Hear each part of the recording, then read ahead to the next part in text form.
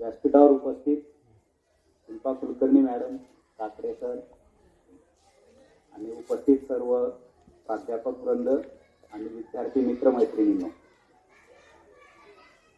आत्ताच सांगितल्याप्रमाणे आजचा आपला विषय आहे संविधानिक लोकशाही समोरील आव्हाने. त्याच्यापूर्वी जरा आपण पार्श्वभूमी बघू आपल्या देशाची. आज जगभरामध्ये जितके देश आहेत त्यापैकी सगळ्यात प्राचीन राष्ट्र जर कुठलं असेल तर ते भारत आहे. भारत, त्यानंतर चीन हे जगामध्ये सगळ्यात प्राचीन राष्ट्रांपैकी आहेत.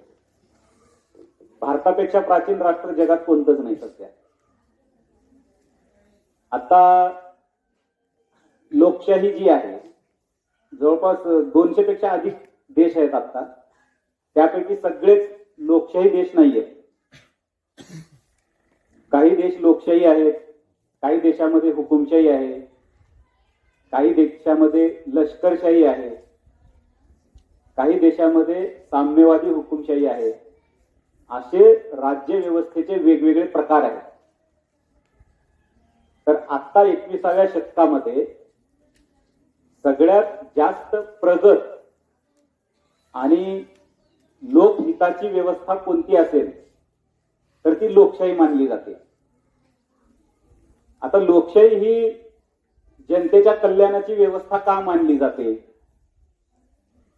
आता आपल्यापैकी साधारण सगळेजण first year, second year, third year या वर्षात शिकत आहात. जे विद्यार्थी कले शाखेशी संबंधित आहेत त्यांना याची बऱ्यापैकी माहिती असू शकते. पण जे सायन्स आणि कॉमर्स या शाखेमध्ये शिक्षण घेत आहेत त्यांना फारशी माहिती नसते राज्यशास्त्राची, समाजशास्त्राची. त्यांना अन्य प्रकारचं नॉलेज असतं.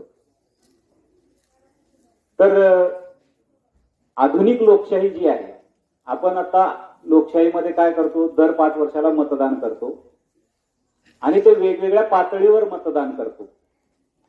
ग्रामपंचायतीला मतदान करतो, तालुका पंचायतला करतो, जिल्हा पंचायतला करतो, त्यानंतर राज्य विधानसभेसाठी मतदान करतो आणि केंद्रीय लोकसभेसाठी मतदान करतो आणि लोक निवडून देतो. लोकशाहीची व्याख्या आपल्याला माहिती असते. आपण शाळेत शिकलेलं असतं, कॉलेजमध्ये अनेकदा ऐकलेलं असतं की लोकांनी लोकांसाठी लोकांच्या माध्यमातून चालवलेली शासन व्यवस्था म्हणजे लोकशाही. हे अब्राहम लिंकनची व्याख्या जगप्रसिद्ध आहे. अजून दुसरी व्याख्या सांगितली जाते की लोकांच्या सहभागातून चालली जाणारी शासन व्यवस्था म्हणजे लोकशाही. ज्याच्यामध्ये लोकांचा थेट सहभाग आहे अशी व्यवस्था म्हणजे लोकशाही. डॉक्टर बाबासाहेब आंबेडकरांनी पण लोकशाहीची एक वेगळी व्याख्या केलेली आहे. बाबासाहेब म्हणतात, रक्तरंजित क्रांतीच्या शिवाय ज्या व्यवस्थेच्या माध्यमातून लोकांच्या सामाजिक आणि आर्थिक जीवनामध्ये आमूलाग्र बदल घडवता येतो अशी व्यवस्था म्हणजे लोकशाही व्यवस्था. आता आपल्याकडे पूर्वी आपण मराठेशाहीचा अभ्यास करतो, छत्रपती शिवाजी महाराजांच्या शिवशाहीचा अभ्यास करतो, पण ती व्यवस्था आत्ताच्या सारखी लोकशाही व्यवस्था नव्हती. तेव्हा मतदान व्हायचं नाही. शेवटी ती राजेशाही व्यवस्था होती. राजेशाही व्यवस्थेमध्ये संपूर्ण अधिकार राजाकडे असतात. राजा जे म्हणेल तो कायदा असतो. आता अशा व्यवस्थेमध्ये सगळे राजे हे जनतेच्या कल्याणाचा विचार करणारेच असतील याची काही गॅरंटी देता येत नाही. आता छत्रपती शिवाजी महाराजांसारखे काही राजे अपवाद असतात ज्यांचं राज्य हे रयतेचं राज्य असतं. म्हणजे रयतेचं कल्याण करणं हेच त्यांच्या राज्याचा उद्देश होता. त्याचप्रमाणे आपण म्हणतो रामराज्य असलं पाहिजे. रामराज्य सुद्धा एक प्रकारे राजेशाही व्यवस्थाच होती, पण ती कल्याणकारी राजेशाही व्यवस्था होती. जनतेचं कल्याण हा प्राथमिक हेतू होता. म्हणून आजही लोक रामराज्य असलं पाहिजे असं म्हणतात, शिवशाही असली पाहिजे असं म्हणतात. आणि जनतेवर काही अन्याय अत्याचार होत असतील तर ही काय मोगलाई आली का असं म्हणतात, बरोबर? ही काय शिवशाही आली का असं म्हणत नाहीत. शिवशाहीचं राज्य आलं पाहिजे, राम राज्य आलं पाहिजे, म्हणजे जनतेचं कल्याण करणारं राज्य आलं पाहिजे. आणि ही काय मोगलाई आली का, म्हणजे मोगलाई येऊ नये, ती अन्यायी असते, अत्याचार करणारी असते. असं राजेशाहीमध्ये सुद्धा वेगवेगळे प्रकार. पण शेवटी राजाच्या इच्छेवर अवलंबून असतं की कशा प्रकारे राज्य चालवायचं. पण लोकशाहीमध्ये लोकांनी निवडून दिलेले प्रतिनिधी हे शासन व्यवस्था चालवत असतात. म्हणजे सगळ्यांचा त्याच्यामध्ये सहभाग असतो. आता शासन व्यवस्था कशासाठी लागते तर कायदे करण्यासाठी लागते, बरोबर? आता आपण एक समाज म्हणून, एक देश म्हणून जर एकत्रित वाटचाल करायचा असेल तर आपल्याला काही कायदे करावे लागतात आणि त्या कायद्याप्रमाणे सगळ्यांनी वागलं पाहिजे.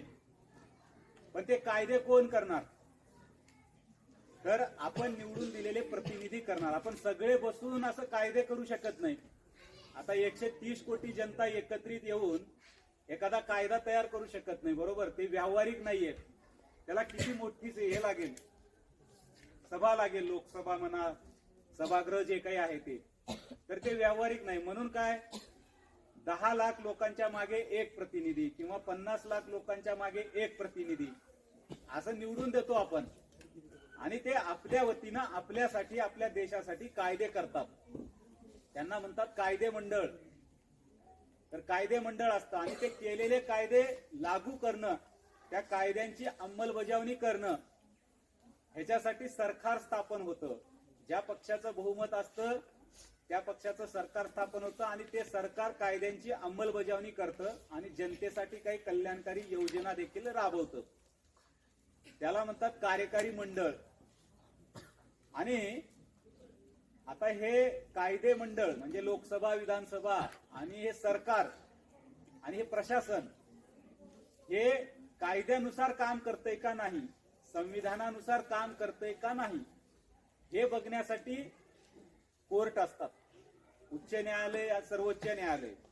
त्यांचं काम काय की हे लोकसभा, विधानसभा असेल किंवा केंद्र सरकार, राज्य सरकार आणि त्यांच्या अंडर काम करणारं संपूर्ण प्रशासन हे संविधानानुसार आणि संविधानाला आधार मानून जे कायदे केलेले आहेत त्या कायद्यानुसार राज्य करतायत का नाही हे चेक करण्यासाठी सर्वोच्च न्यायालय आणि उच्च न्यायालय असतं. त्यामुळं निवडून दिलेले लोकप्रतिनिधी किंवा बहुमतातलं सरकार हे सुद्धा मनमर्जीपणाने वागू शकत नाही. त्यांना संविधानानुसारच वागावं लागतं, कायद्यानुसारच वागावं लागतं. तर हे लोकशाहीचे प्रमुख अंग असतात: कायदे मंडळ, न्याय मंडळ आणि कार्यकारी मंडळ. आणि हे तिन्ही अंग योग्य प्रकारे काम करतात की नाही याची जनतेला माहिती देण्यासाठी असतात प्रसार माध्यम. मग त्याच्यामध्ये प्रिंट मीडिया आहे, इलेक्ट्रॉनिक मीडिया आहे, आता सोशल मीडियाची त्यामध्ये भर पडलेली आहे. तर हे 4 स्तंभ लोकशाहीचे मानले जातात. आणि लोकशाही हा सगळ्यात जास्त प्रगत राज्य व्यवस्था मानली जाते. तर आपल्या इकडे लोकशाही कधी आली किंवा हे लोकशाही प्रकारची शासन व्यवस्था कुठे उदयास आली? प्राचीन काळामध्ये लोकशाही आपल्या देशामध्ये होती, पण ते वेगळ्या पद्धतीची होती. आता जशी आहे तशा पद्धतीची नव्हती. तेव्हा पण आपल्या देशामध्ये वेगवेगळ्या प्रकारचे गणराज्य होते, सभा होत्या, वेगवेगळ्या प्रकारच्या समित्या होत्या.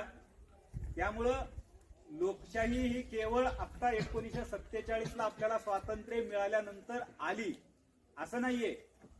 आपल्या प्राचीन भारतामध्ये सुद्धा लोकशाही वेगळ्या पद्धतीने अस्तित्वात होती. त्याचप्रमाणे ते युरोपमध्ये जे ग्रीक संस्कृती होती त्या ग्रीक संस्कृतीमध्ये सुद्धा लोकशाहीचे पाळमुळं सापडतात. पण आधुनिक पद्धतीची जी लोकशाही आहे, हे मी आता जे सांगितलं, कायदे मंडळ, कार्यकारी मंडळ, न्यायपालिका, या पद्धतीची लोकशाही ब्रिटनमध्ये उगम पावलेली आहे, इंग्लंडमध्ये उगम पावलेली आहे. आपल्याकडे ब्रिटिशांचं राज्य होतं. ब्रिटिशांच्या विरोधात स्वातंत्र्य लढा झाला आणि आपल्याला 1947ला स्वातंत्र्य मिळालं. स्वातंत्र्य मिळाल्यानंतर आता आपल्याला हवं त्या पद्धतीनं देशाचा कारभार करण्याची संधी आपल्याला मिळाली. मग आता कोणत्या पद्धतीने राज्यकारभार करायचा देशाचा, तर तत्कालीन आपल्या नेत्यांनी असं ठरवलं की आपण लोकशाहीचा स्वीकार करायचा. आता आपल्या देशामध्ये राजेशाही वगैरे आणायची नाही. आपल्या देशामध्ये तेव्हा जवळपास 500च्या जवळपास संस्थानं होती.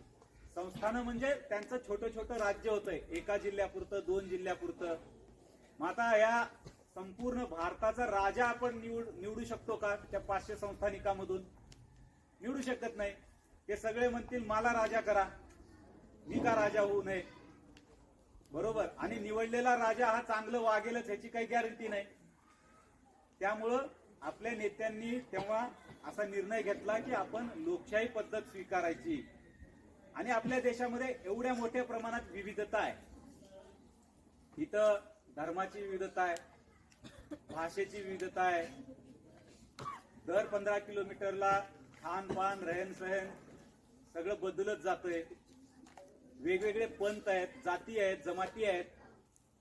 तर ह्या सगळ्यांसाठी सगळ्यांना मान्य होईल अशी कुठली व्यवस्था आहे तर ती लोकशाही व्यवस्थाच आहे. म्हणून तत्कालीन आपल्या नेतृत्वानं असं मान्य केलं, स्वीकारलं की आपण लोकशाही पद्धत आणायची. आणि त्यासाठी संविधान सभेची निर्मिती झाली.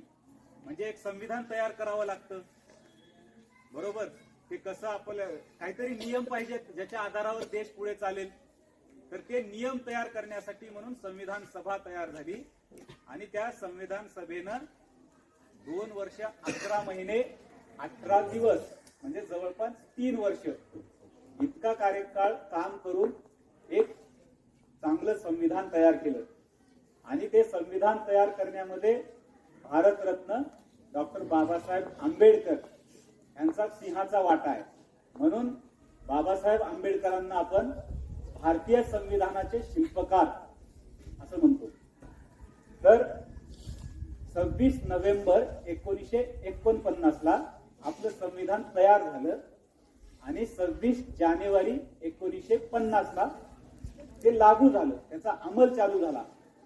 आणि पहिल्या निवडणुका म्हणजे देशातल्या लोकसभेच्या पहिल्या निवडणुका झाल्या 1952ला.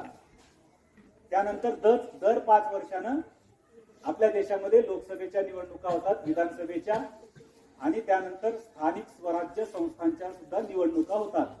स्थानिक स्वराज्य संस्थांमध्ये ग्रामपंचायत, तालुका पंचायत, जिल्हा पंचायत, नगरपालिका, महानगरपालिका ह्या संस्था येतात. आता लोकशाहीचं महत्व आपल्याला समजून घ्यावं लागेल. पहिल्यांदा आपला विषय आहे लोकशाही समोरील आव्हाने. लोकशाही समोरील आव्हाने समजायचे असतील तर लोकशाहीचं महत्व पहिल्यांदा समजलं पाहिजे.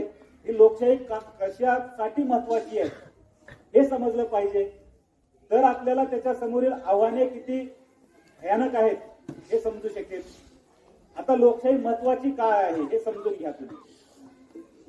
राजेशाहीमध्ये किंवा अन्य प्रकारच्या शासन व्यवस्थेमध्ये कोणालाही प्रमुख होता येत नाही, बरोबर. राजाचा मुलगा राजकुमार तोच पुढचा राजा होऊ शकतो, किंवा जो ज्या पदावर आहे त्या पदावर त्याचाच मुलगा जातो. तिथं लोक निवडून देत नाहीत, घराणेशाही असते. म्हणून तिथं प्रत्येक माणसाला संधी नाही त्याच्या कर्तृत्वावर, त्याच्या गुणांच्या आधारावर हवं ते पद प्राप्त करण्याची संधीच नाही अन्य व्यवस्थांमध्ये जी लोकशाहीमध्ये आहे. आणि समता नसते. आता आपल्याला प्रत्येकाला मतदानाचा अधिकार आहे.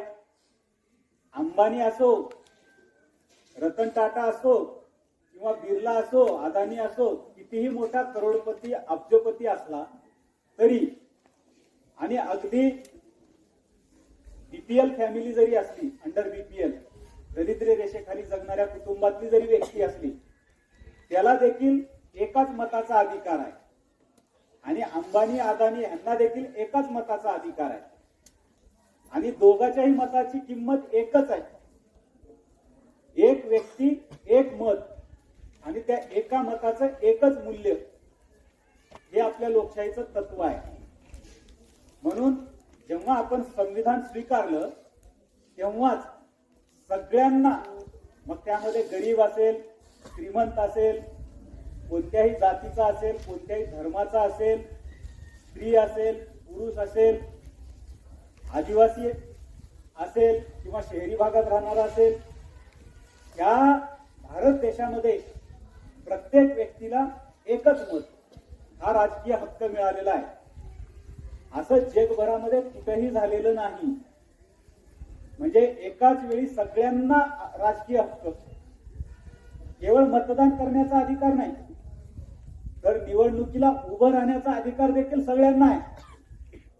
त्याच्यासाठी लागणाऱ्या ज्या मिनिमम काही अटी आहेत त्या पूर्ण केल्या.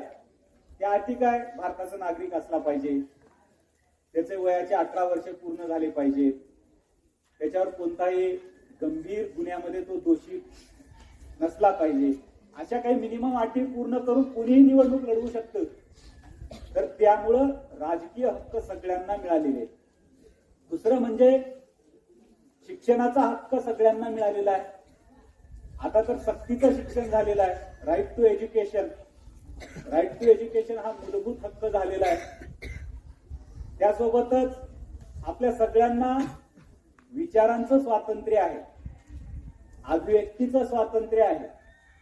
आता विचारांचं स्वातंत्र्य आणि अभिव्यक्तीचं स्वातंत्र्य म्हणजे काय? आता आपल्या मनामध्ये काही विचार येतात, ते आपण लिहू शकतो किंवा एखाद्या सभेसमोर काही लोकांसमोर ते बोलून दाखवू शकतो. त्याच्यावर एखादं पुस्तक लिहू शकतो, लेख लिहू शकतो, त्याच्यावर एखादा व्हिडिओ करू शकतो. हे विचारांचं स्वातंत्र्य आहे. अभिव्यक्तीचं स्वातंत्र्य, आता आपल्याला जे विचार येतात मनामध्ये ते वेगवेगळ्या पद्धतीनं अभिव्यक्त करण्याचं स्वातंत्र्य आहे. मग ते कला असेल, साहित्य असेल, फिल्म असेल, पथनाट्य असेल, या वेगवेगळ्या माध्यमातून स्वतःला अभिव्यक्त करण्याचं स्वातंत्र्य देखील आहे. आता हे राजेशाहीमध्ये नसतं बरं का, हे लक्षात घ्या तुम्ही. विचारांचं स्वातंत्र्य आणि अभिव्यक्तीचं स्वातंत्र्य हे राजेशाहीमध्ये किंवा हुकुमशाहीमध्ये किंवा साम्यवादी व्यवस्थेमध्ये, साम्यवादी व्यवस्था आता चीनमध्ये, रशियामध्ये आहे, नॉर्थ कोरियामध्ये आहे. तो किम जॉंग नाव किती जणांनी ऐकलंय? अशी एक हेअरकट करून असतो बघा तो हुकुमशाह. तर तिथं विचारांचं आणि अभिव्यक्तीचं स्वातंत्र्य नाही. त्याच्या विरोधात तुम्ही बोलू शकत नाही. तुम्ही बोललं तर लगेच तुम्हाला संपवलं जातं, तुम्हाला फाशी देण्यात येते, अतिशय क्रूर पद्धतीनं तुमची हत्या करण्यात येते. त्यामुळे तिथे विचाराचं आणि अभिव्यक्तीचं स्वातंत्र्य नाही. हे चीनमध्ये पण नाही, रशियामध्ये पण नाही.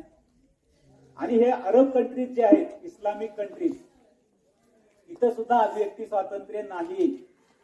तुम्ही तिथल्या बादशाच्या विरोधात, सुलतानाच्या विरोधात काही बोलू शकत नाही. एखादा निर्णय आवडला नाही तर त्यावर टीका करू शकत नाही, किंवा आम्हाला अशा प्रकारची सुविधा पाहिजे म्हणून आंदोलन करू शकत नाही. तर हे विचार आणि अभिव्यक्तीचं स्वातंत्र्य खूप मोठं आहे मानवी जीवनामध्ये. हे आपण लक्षात घेतलं पाहिजे. आणि ते आपल्या संविधानानं, आपल्या लोकशाहीनं आपल्याला दिलेलं आहे. आपल्या घटना निर्मात्यांनी ते आपल्याला दिलेलं आहे, त्याची गॅरंटी दिलेली आहे. त्यासोबतच आपल्याला श्रद्धेचं स्वातंत्र्य आहे, उपासनेचं स्वातंत्र्य आहे, विश्वास मत बाळगण्याचं स्वातंत्र्य आहे. आता हे स्वातंत्र्य काय असतात? कोणी हनुमानाचा भक्त असतो, कोणी महादेवाचा भक्त असतो, कोणी गौतम बुद्धांचे विचार मानतो, कोणी भगवान महावीरांचे विचार मानतो, कोणी गुरु नानक साहेबांचे विचार मानतो, कोणी कोणत्याही देवताची पूजा करतो, त्याला हवे त्या पद्धतीचे सण उत्सव साजरे करतो. तर हे आहे श्रद्धा, उपासना आणि विश्वासाचं स्वातंत्र्य. हे फक्त लोकशाही व्यवस्थेमध्येच असतं. हे हुकुमशाही किंवा इस्लामिक राज्य व्यवस्था किंवा साम्यवादी व्यवस्था ह्याच्यामध्ये हे बिलकुल नसतं. तुम्हाला पाकिस्तानमध्ये वेगळ्या देवाची उपासना करण्याचं स्वातंत्र्य नाही. अरब कंट्रीज मध्ये तुम्हाला वेगळ्या देवाची उपासना करण्याचं स्वातंत्र्य नाही. सौदीमध्ये वगैरे तुम्हाला चेक केलं जातं. तुमच्याकडे कुठल्या देवी देवतांचे फोटो आहेत, काय आहेत. तर ह्या स्वातंत्र्याचं मोल आपण ओळखलं पाहिजे. आपल्या इकडे तर 33 कोटी देवी देवता मानतात, किंवा त्या 33 कोटी पैकी कोणावरही श्रद्धा नसेल, एक नवीन देवता तुम्ही तुमची निर्माण करू शकता, त्यावर श्रद्धा ठेवू शकता. किंवा मला नास्तिक राहायचंय, मला नास्तिक विचार आवडतो, माझी श्रद्धा नाही, देव वगैरे मी मानत नाही, असं जरी तुम्हाला वाटलं तरी तुम्हाला पूर्ण स्वातंत्र्य आपल्या ह्या लोकशाही व्यवस्थेनं, आपल्या संविधानिक व्यवस्थेनं दिलेलं आहे. त्यासोबतच आपल्या इकडे दर्जा आणि संधीची समता आपल्या लोकशाहीनं दिलेली आहे. दर्जाची समता म्हणजे काय? प्रत्येक माणूस समान आहे, कायदा सगळ्यांना समान आहे. ह्यानी मर्डर केला तरी ह्याला पण फाशीच आहे, त्याने मर्डर केला तरी त्याला पण फाशीच आहे. एखाद्या मुख्यमंत्र्याच्या मुलानं मर्डर केला तरी त्याला पण समान शिक्षा आहे. आणि एखादा फुटपाथवर काहीतरी पाणीपुरी चालवणाऱ्या माणसानं खून केला तरी त्याला पण ती सेमच शिक्षा आहे. तो मुख्यमंत्र्याचा मुलगा आहे म्हणून त्याला 4 महिन्याची शिक्षा, आणि हा पाणीपुरीवाला आहे म्हणून याला फाशीची शिक्षा, असं नाहीये. दोघांनाही फाशीची शिक्षा आहे. कुणी करो, समान गुन्ह्यासाठी समान शिक्षा आहे. तर हे समतेचं, समान दर्जा, आणि कोणालाही वेगळी प्रतिष्ठा नाहीये, कोणालाही वेगवेगळ्या पदव्या दिलेल्या नाही, बहाल केलेल्या नाहीत. राय बहादूर वगैरे अशा पदव्या असायच्या पूर्वी, आणि त्यांची समाजात फार मोठी प्रतिष्ठा असायची. आता तशा प्रकारच्या पदव्या नाहीयेत. आता आपलं शासन काही पदव्या देतं, जसं भारतरत्न, पद्मविभूषण, पद्मभूषण, पद्मश्री, पण त्या कर्तृत्वाच्या आधारावर दिल्या जातात. मग त्याच्यामध्ये क्रीडा असेल, कला असेल, साहित्य असेल, विज्ञान असेल, समाजकारण असेल, ह्याच्यामध्ये विशेष योगदान देणाऱ्या व्यक्तींना ते सन्मान दिला जातो. बाकी अन्य कुठलाही फरक केला जात नाही नागरिकांमध्ये. तर दर्जाची समता आहे. अस्पृश्यता होती आपल्या इकडे पूर्वी, आपल्या समाजात काही दोष होते. आता अस्पृश्यतेसारखा एक मोठा दोष आपल्या या संविधानाच्या माध्यमातून घालवण्यात आलेला आहे, आणि अस्पृश्यता पाळणे हा कायद्यानं गुन्हा ठरवण्यात आलेला आहे. पूर्वी काय व्हायचं, आपल्याच धर्म बांधवांना हे अस्पृश्य आहे, ह्याला शिवायचं नाही, ह्याला आपल्या तळ्यावरचं पाणी घेऊ द्यायचं नाही, ह्याला आपल्या विहिरीवर पाण्याला येऊ द्यायचं नाही, शाळेत आला तर ह्याच्याशी आपण संवाद करायचा नाही, ह्याला पाठीमागं कुठेतरी दूर बसवायचं, त्याचा डब्बा शेअर करायचा नाही, आपलं त्याला द्यायचं नाही, त्याचं आपल्याला घ्यायचं नाही, असं वाळीत टाकल्यासारखं जीवन आपल्याच काही बांधवांना जगावं लागत होतं. तर आपल्या ह्या संविधानिक लोकशाहीचा स्वीकार केल्यानंतर ही अस्पृश्यता आपण घालवलेली आहे. आणि डोक्यावर मैला वाहनं, गावाकडे विचार करा, आपल्यापैकी काही जणांना ग्रामीण भागाची पार्श्वभूमी असेल, गावातलं साफसफाईचे काम करण्याची प्रथा होती, आणि ते विशिष्ट घटकांनीच करावं. मैला वाहनं म्हणजे माणसांचा मैला डोक्यावर वाहनं, हे सुद्धा काही लोकांना ठरवून दिलं होतं गावगाड्याच्या व्यवस्थेमध्ये, पण ते सुद्धा कायद्यानं बंदी घातलेली आहे. कारण मानवी प्रतिष्ठा महत्वाची आहे. डिग्निटी ऑफ इंडिव्हिज्युअल, प्रत्येक व्यक्तीचं मूल्य समान आहे. देवानं सगळ्यांना समान तयार केलेलं आहे, हे तत्व आपण स्वीकारलेलं आहे. त्यामुळं अस्पृश्यता, वेठबिगारी, हे मैला वाहण्याचे प्रकार, हे जे माणसाला अप्रतिष्ठा करणारे जे काही प्रथा होत्या त्या घालवलेल्या आहेत. त्यासोबतच आपल्या समाजामध्ये जातीय विषमता, आर्थिक विषमता मोठ्या प्रमाणात होती. त्यामुळं सगळ्यांना समान संधी दिली गेली पाहिजे. म्हणजे आता समजा रेस आहे, रेस, आता एखादा समजा कमकुवत आहे आणि एखादा खूप मजबूत सुदृढ आहे, त्यांना एकाच रेषेवरून जर आपण धावायला लावलं आणि एकच टार्गेट ठेवलं, तिथं पोहोचायचं आहे, तर तो स्वाभाविक ज्याच्याकडे ताकद जास्त आहे, जो ऑलरेडी सुदृढ आहे, तो जिंकत राहील. त्यामुळं आपल्या संविधानानं काय केलेलं आहे, जे कमजोर घटक आहेत, ज्यांना या ऐतिहासिक कारणामुळं ज्यांच्यावर भेदभाव झालेला आहे, अन्याय झालेला आहे, त्यांना एक मदतीचा हात दिलेला आहे. म्हणजे आरक्षणाची तरतूद केलेली आहे की बाबा एखाद्या खात्यामध्ये 100 जागा निघाल्या तर ते अनुसूचित जातीतले 12 लोक भरलेच गेले पाहिजेत, अनुसूचित जमातीमधले 7 लोक त्यापैकी भरले गेलेच पाहिजेत. म्हणजे त्यांना सुद्धा पुढे येण्याची, मुख्य प्रवाहामध्ये येण्याची संधी दिली गेली पाहिजे. कारण लोकशाही म्हटल्यानंतर आपण सगळे एक आहोत, आपण सगळे बंधू आहोत आणि ती बंधू भावना रुजवायची असेल तर समता आणणं खूप महत्वाचं असतं. आणि ते जर समता आणायची असेल तर आपल्यापैकी कमकुवत वर्गाला मदतीचा हात देऊन त्यांना काहीतरी एक्स्ट्रा सपोर्ट देऊन पुढे आणणं गरजेचं असतं. म्हणून आरक्षणासारखी वेगळी तरतूद आपल्या संविधानामध्ये केलेली आहे. त्यासोबतच जीवित स्वातंत्र्य आणि व्यक्ती स्वातंत्र्य हा एक खूप मोठा अधिकार आपल्या संविधानाने दिलेला आहे. म्हणजे पूर्वी कसं व्हायचं, राजेशाही असेल, समजा मी राजा आहे, मला वाटलं आता की त्यांनी गुन्हा केलेला आहे, त्याला उचलून आणा, त्याला हे टोकावरून खाली फेकून द्या, तर ते पूर्ण अधिकार मला होता. मला कोणीच प्रतिप्रश्न करू शकत नव्हतं. ह्याला उचला, जेलमध्ये टाका, त्याला कधी सोडायचंय, काय सोडायचंय ते मी ठरवणार. त्याचं अख्खं आयुष्य त्या जेलमध्ये गेलं तरी माझं कोणी काही वाकडं करू शकत नव्हतं. पण आता तसं नाहीये. आपल्या सरकारला, मुख्यमंत्र्याला, प्रधानमंत्र्याला वाटलं की इकडे एक कॅम्प चाललंय, तिथं फलाना विद्यार्थी आहे, त्याला उचलून आणा आणि जेलमध्ये टाका किंवा त्याला ही शिक्षा द्या, तर असं नाही करतायत. त्याला कारण दाखवावं लागतं, वॉरंट दाखवावं लागतं. मी काय गुन्हा केला हे पहिले मला सांगा. मला 24 तासाच्या आत न्यायालयासमोर सादर करावं लागतं. मग तिथं जज बसलेला असतो, त्या जजला त्या पोलिसांनी पटवून दिलं पाहिजे की मी काय गुन्हा केलेला आहे. जजला जर पटलं कारण, तर मग ह्याला कोठडीत ठेवा म्हणेल जज. आणि विनाकारण ह्याला पकडून आणलंय असं जर जजला आढळून आलं तर हे स्वतः सोडून द्या म्हणेल. त्यामुळं जीवित आणि व्यक्ती स्वातंत्र्य हे आपल्या संविधानानं दिलेलं आहे. मनमानी पद्धतीने कोणालाही अटक करता येणार नाही, अनिश्चित काळासाठी जेलमध्ये डांबून ठेवता येणार नाही. ह्या अशा प्रकारचे मूलभूत हक्क ह्या आपल्या संविधानिक लोकशाहीनं आपल्याला दिलेले आहेत. आणि असं जर आपल्यावर मनमानी पद्धतीनं कारभार करत असेल राज्यकर्ते, तर उच्च न्यायालय आणि सर्वोच्च न्यायालयामध्ये जाण्याचा अधिकार आपल्याला दिलेला आहे. त्यामुळे ही लोकशाही आपण समजून घेतली पाहिजे. केवळ एवढंच नाही तर लोकांच्या सामाजिक आर्थिक जीवनामध्ये परिवर्तन घडवून आणणं हे सुद्धा राज्य व्यवस्थेवर जबाबदारी आपल्या संविधानानं टाकलेली आहे.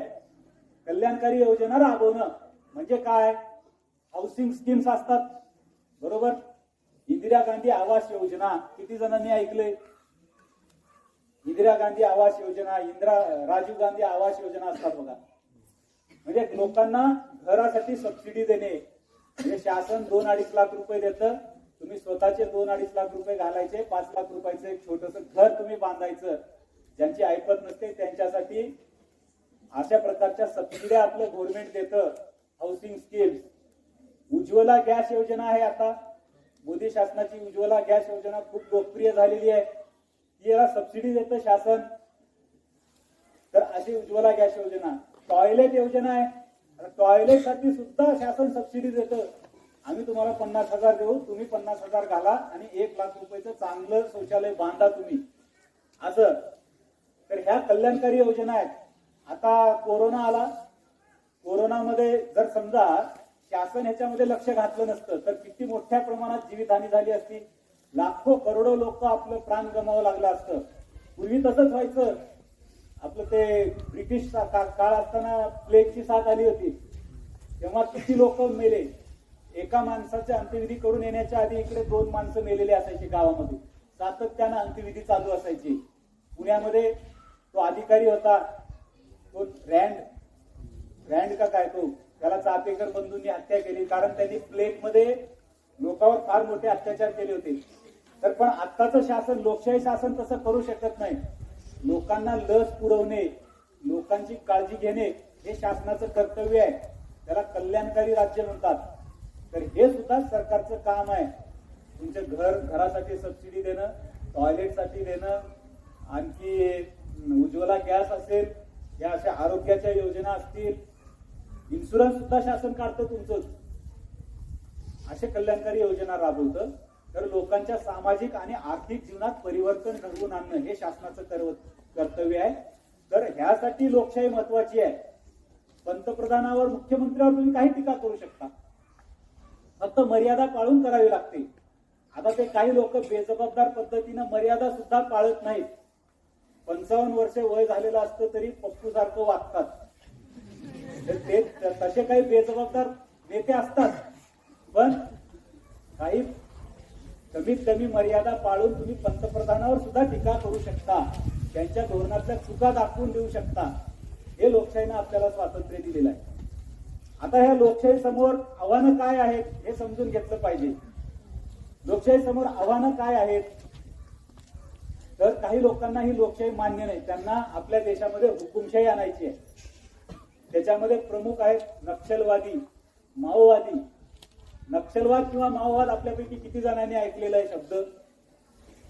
नक्षलवाद म्हणजे आपल्या डोळ्यासमोर येतं ते जंगल भागामध्ये काही बंदूक घेतलेले लोक असतात आणि ते आपल्या सुरक्षा जवानावर हल्ले करतात, आपल्या पोलिसांच्या सीआरपीएफ जवानांच्या गाड्या उडवून देतात, बॉम्बस्फोट घडवतात आणि आपले जवान त्यामध्ये काही शहीद होतात. एवढ्या आपण बातम्या ऐकतो. पण त्या नक्षलवाद्यांना, माओवाद्यांना नेमकं काय करायचंय याची आपल्याला सखोल माहिती नसते. तर ह्या नक्षलवाद्यांना, माओवाद्यांना आपल्या देशातली ही संविधानिक लोकशाही व्यवस्था उलथवून टाकायची आहे. त्यांना ती नको आहे. त्यांना ह्या देशामध्ये माओच्या विचारांच्या आधारावर हुकुमशाही आणायची आहे. म्हणजे चीनमध्ये माओ नावाचा एक नेता होऊन गेला 1940-50च्या दरम्यान. त्याने तिथे एक रक्तरंजित क्रांती केली आणि हुकुमशाही स्थापित केली तिथं. तशा प्रकारची हुकुमशाही आपल्याकडे त्यांना आणायची आहे. ते म्हणतात की हे निवडणुका वगैरे काही आम्हाला मान्य नाही, लोकांतून निवडून देणं राज्यकर्ते ही पद्धत आम्हाला मान्य नाही, आम्हाला हुकुमशाही हवी आहे. आणि त्यासाठी ते कारण काय सांगतात? आम्हाला समाजामध्ये सामाजिक आणि आर्थिक समता प्रस्थापित करायची आहे. आम्हाला कामगारांसाठी, कष्टकऱ्यांसाठी, वंचित उपेक्षित घटकांसाठी आर्थिक समता आणायची आहे असं ते सांगतात. पण ते फक्त सांगण्यापुरतं असतं. कारण कुठल्याही साम्यवादी व्यवस्थेमध्ये जनतेचं कल्याण होऊ शकलेलं नाही. आता तो एक वेगळा विषय आहे की जगभरामध्ये कोणते कोणते देश साम्यवादी विचारधारेचे आहेत, तिथं जनतेचं कल्याण कसं होऊ शकलं नाही. तर हे आपण लक्षात घेतलं पाहिजे की ती एक हुकुमशाही विचारधारा आहे आणि त्यांना आपल्या देशातली ही लोकशाही, हे संविधान उलथवून टाकायचंय आणि लाल किल्ल्यावर माओचं लाल निशाण फडकवायचंय. आणि जे जे त्यांच्या मार्गाच्या आड येतील त्यांना संपवून टाकायचंय, त्यांचा हत्याकांड घडवायचंय, त्यांना सशस्त्र क्रांती करायची या देशामध्ये. त्यामुळे ह्या आपल्या संविधानिक लोकशाही समोर या माओवादी संघटनांचं फार मोठं आव्हान आहे. आता हे माओवादी केवळ जंगल भागामध्ये असतात असं नाहीये, हे शहरी भागामध्ये सुद्धा आहेत. आपल्या कॉलेजेसमध्ये आहेत, शहरामध्ये आहेत. पण ते कॉलेजेसमध्ये, शहरामध्ये हातात बंदूक घेऊन नसतात. ते वेगवेगळ्या पद्धतीनं काम करतात. आपल्या कॉलेजेसमधून काही विद्यार्थ्यांना त्यांनी नक्षलवादी संघटनेमध्ये भरती केलेलं आहे. आपण मुंबईला टीस नावाची एक संस्था आहे, Tata institute of social science. दिल्लीमध्ये JNU, जवाहरलाल नेहरू युनिव्हर्सिटी आहे. तिथेच EU, दिल्ली युनिव्हर्सिटी ही आहे. कोलकात्याला एक जाधवपूर युनिव्हर्सिटी आहे. हैदराबादला उस्मानिया युनिव्हर्सिटी आहे. अशा मोठ्या मोठ्या नामांकित विद्यापीठामध्ये या माओवादी संघटनेच्या लोकांनी आपला जम बसवलाय आणि त्या ठिकाणी विद्यार्थ्यांच्या संघटना स्थापन केलेल्या आहेत. आणि त्या विद्यार्थ्यांना माओच्या विचारांना त्यांचं ब्रेन वॉशिंग करून त्यांना माओवादी संघटनेमध्ये भरती करण्याचं काम यांनी केलेलं आहे. अजूनही ते चालू आहे. अशा लोकांवर कारवाई सुद्धा झालेली आहे. म्हणजे इस्लामिक दहशतवाद आपण ऐकतो. इस्लामिक दहशतवादी आत्मघातकी हल्ले करतात, स्वतःच्या अंगावर बॉम्ब बांधून घेतात आणि गर्दीमध्ये जाऊन स्वतःला उडवून देतात.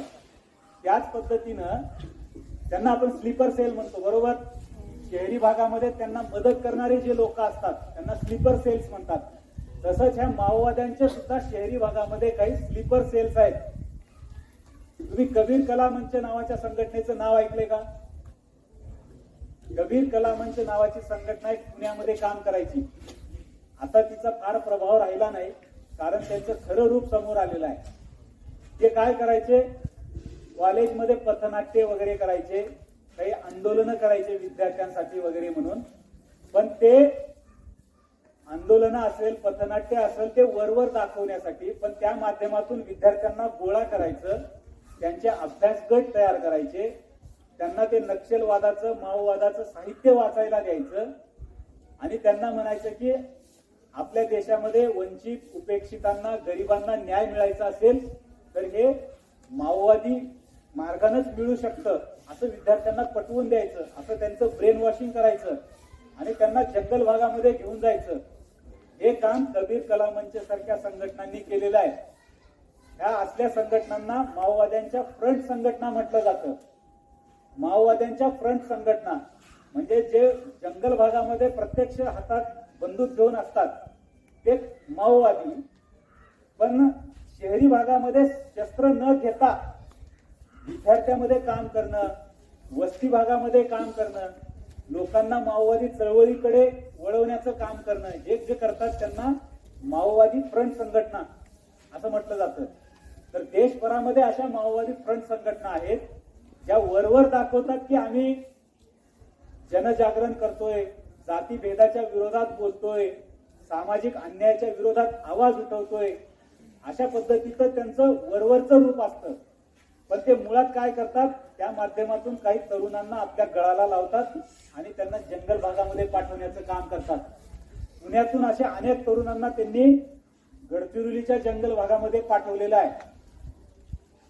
हे केवळ मी म्हणतोय असं नाहीये, हे त्या मुलांचे आई वडील सुद्धा म्हणतात की हे कबीर कला मंच वाले लोक आमच्या गल्लीमध्ये आले, आमच्या वस्तीत आले, इथं एक त्यांनी पथनाट्य केलं, जलसा केला, आमचे पोरं त्यांच्याशी जुळले गेले आणि काही महिन्यामध्ये गायब झाले आणि ते मुलं आमचे आता तेव्हापासून आमच्या संपर्कातच नाहीयेत. ते कुठे गेले आम्हाला माहित नाही. पण आता पोलीस असं सांगतायत की तुमचा मुलगा गडचिरोलीमध्ये आहे आणि तो पोलिसांना वॉन्टेड आरोपी आहे आणि त्याच्यावर इतक्या इतक्या लाखाचं बक्षीस ठेवलेलं आहे. तर अशा प्रकारे तरुणांना दहशतवादी संघटनेकडे वळवण्याचं काम हे कबीर कला मंच सारखे माओवादी फ्रंट संघटना करतात. जेएनयू मध्ये 2016ला एक घटना घडली. देशद्रोही घोषणा देण्यात आल्या. कन्हैया कुमार हे नाव किती जणांनी ऐकलंय बरोबर. आता तो काँग्रेसचा नेता म्हणून फिरतो बरोबर. 2016ला काय झालं होतं, अफजल गुरु नावाचा एक दहशतवादी होता, त्यानं आपल्या संसदेवर अटॅक केला होता. अफजल गुरुला सर्वोच्च न्यायालयाने फाशीची शिक्षा दिली, त्याला फाशी देखील देण्यात आली. त्या अफजल गुरुच्या फाशीची म्हणजे त्याचा पुण्यतिथीचा कार्यक्रम, बरसी याला म्हणतात, तो कार्यक्रम ते साजरा केला ह्या कन्हैया कुमारच्या संघटनेनं जेएनयू मध्ये. आता दहशतवाद्याची पुण्यतिथी कोण साजरा करतं का? दहशतवादी हा देशाचा शत्रू असतो का नाही?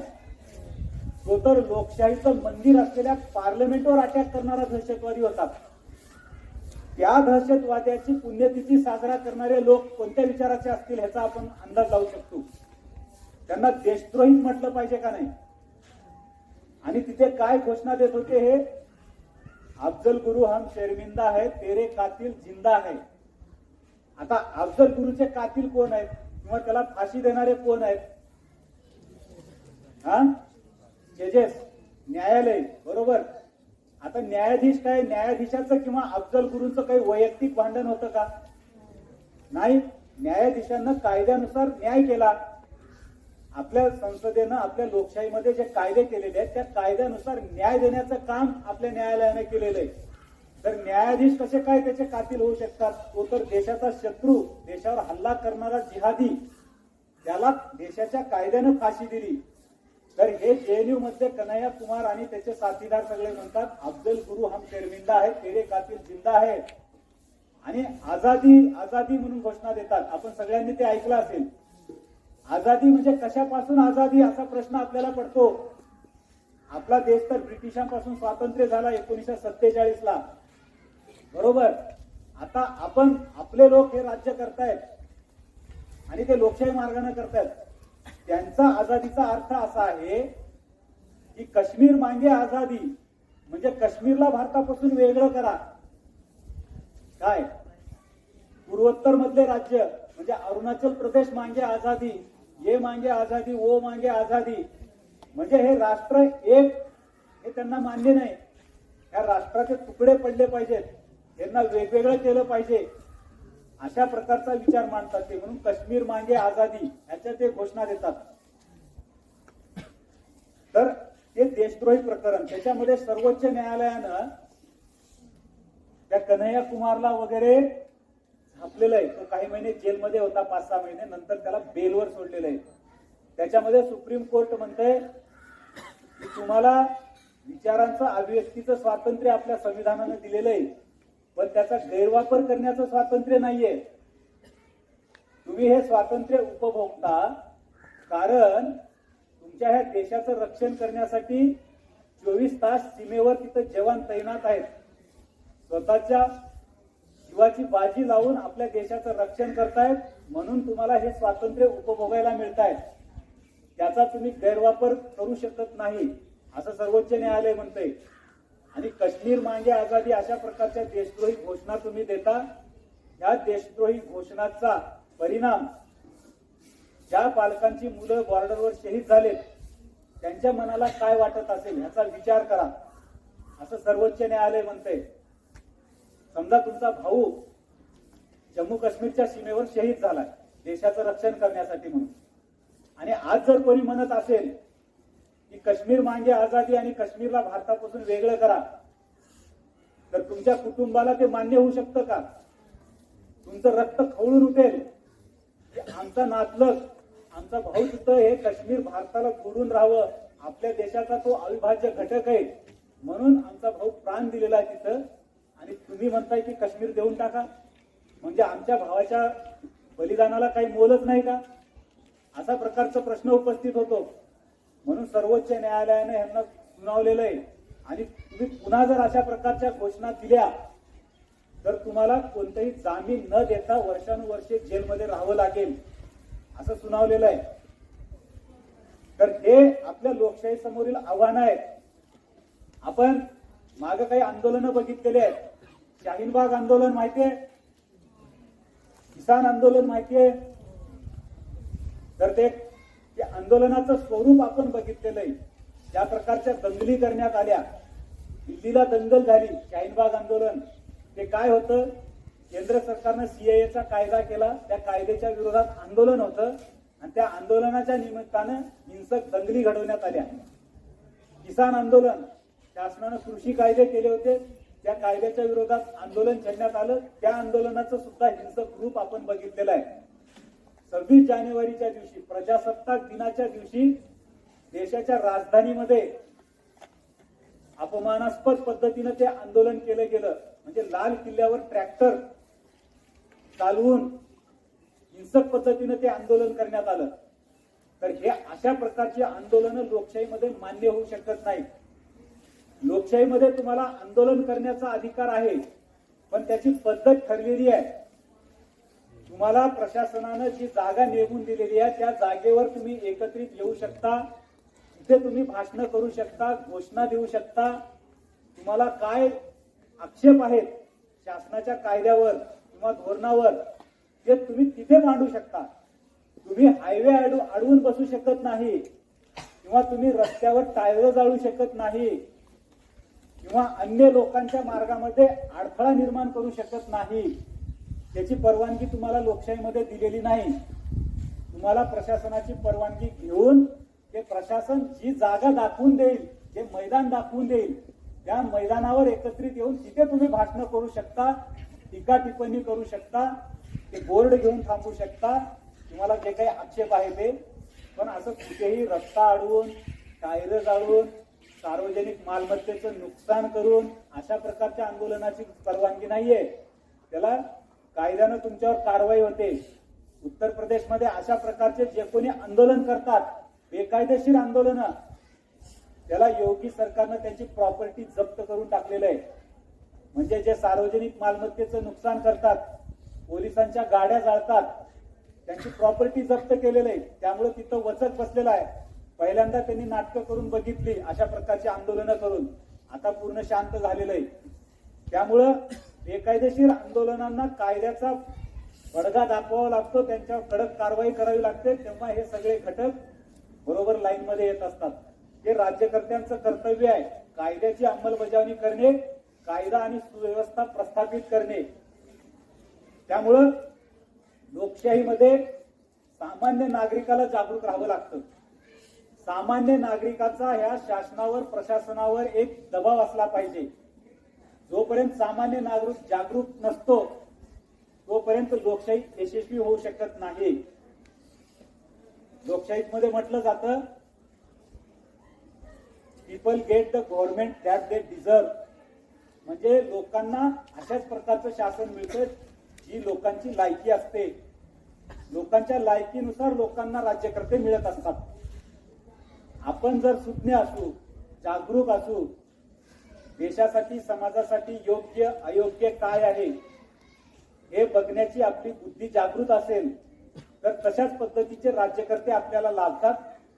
नाहीतर नाकर्ते राज्यकर्ते, नादान राज्यकर्ते आपल्याला लागतात, जे देशाचं रक्षण करू शकत नाही, जे देशात कायदा सुव्यवस्था स्थापित करू शकत नाही, जे देशात कल्याणकारी योजना राबवू शकत नाहीत आणि लोकशाही विरोधी, संविधान विरोधी समाजकंटकावर नियंत्रण मिळवू शकत नाही. त्यामुळं आपण सामान्य नागरिक जागरूक राहणं हे फार महत्वाचं आहे. आता देशामध्ये लोकशाही शासनाची अंमलबजावणी करणारे लोक सुद्धा तसेच लागतात. वेगवेगळे पक्ष असतात लोकशाहीमध्ये, ते सुद्धा जबाबदार पद्धतीनं वागणारे असले पाहिजेत. तुम्हाला सरकारचा कायदा आवडला नाही तर लोकसभेमध्ये तुम्ही भाषण केलं पाहिजे. त्या कायद्यामध्ये काय उणिवा आहेत ते दाखवून दिलं पाहिजे.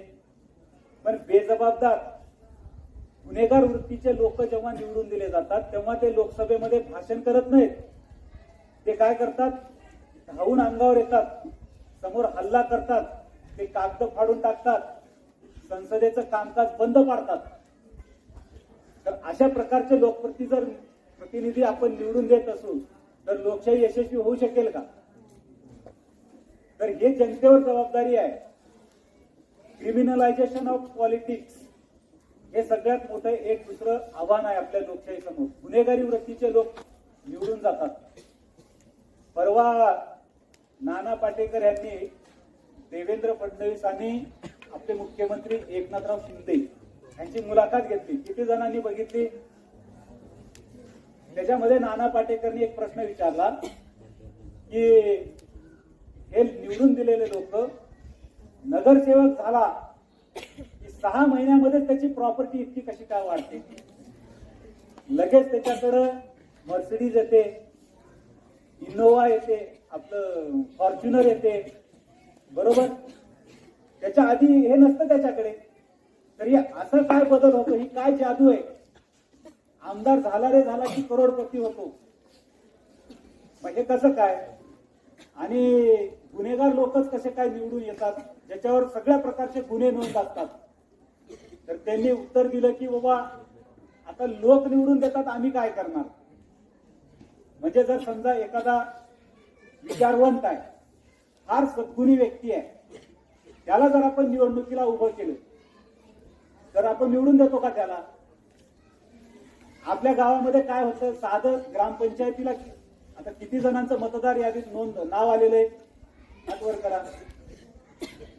एकदा तरी मत केलंय कुठल्या तरी निवडणुकीत, असे किती जण आहेत? नाहीयेत. 18+ वयोगटातले किती जण आहेत? हात वर करा.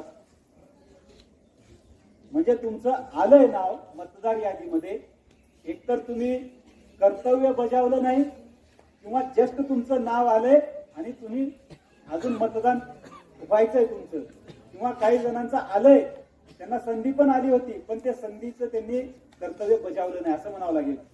तर असं करून चालणार नाही. आपल्याला आठवणीनं कधी कोणती निवडणूक येते त्याच्यात मतदान केलं पाहिजे. आता ब्लॅक मनी निवडणूक प्रक्रियेमध्ये एक लोकशाही समोर मोठं आव्हान आहे. जातीभेद हे सुद्धा मोठं आव्हान आहे. आपल्याकडे काय बघितलं जातं, नेता काय विचार मांडतोय किंवा त्याला काय करायची इच्छा आहे हे बघितलंच जात नाही. तो कोणत्या जातीचा आहे हे बघितलं जातं. आपल्या जातीचा आहे का, मग त्याला द्या मत. ते काय का असणार, त्याच्यावर किती का गुन्हे असत ना, किती का भ्रष्टाचारी असणार, आपल्या जातीचं आहे ना, त्याला द्या मत. तर हे चांगल्या लोकशाहीचं लक्षण नाही. दुसरं म्हणजे काळ्या पैशाचा वापर. निवडणूक उद्या आहे, मतदान म्हणजे आजची रात्र कत्तल की रात म्हणते बघा त्याला. मताला 500, मताला 1000 असं सर्रास वाटप होतं आणि त्याचं कोणालाच काही वाटत नाही. आणि जो 500 रुपये देतो त्याला मतदान करतात. त्याचं ध्येय काय, धोरण काय, त्याचे विचार काय, त्याचा प्रामाणिकपणा किती आहे हे कोणीच बघत नाही. दुसरं तो क्रिमिनल आहे का, गुन्हेगार आहे का ते पण बघत नाहीत. जो पैसे देतो, दारू देतो, चिकन मटन खाऊ घालतो त्याला मतदान देतात.